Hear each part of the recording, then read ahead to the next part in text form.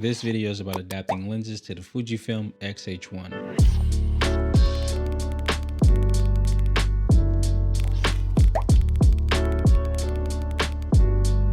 This is video 2 of a 4-part series where I'll be testing out how well the lens, the adapter, and the camera body communicate with one another in a non-scientific way.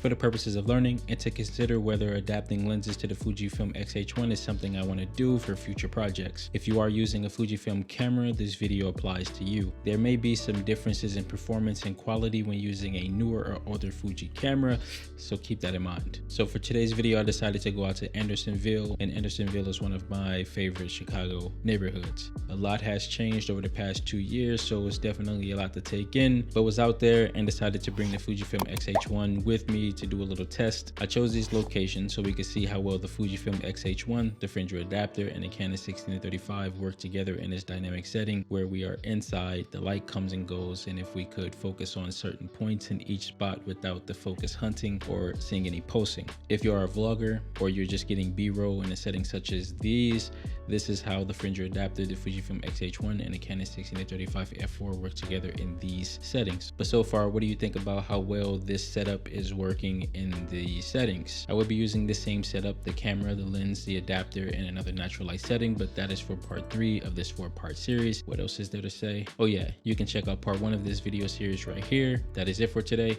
I want to thank you for coming out. Stay awesome.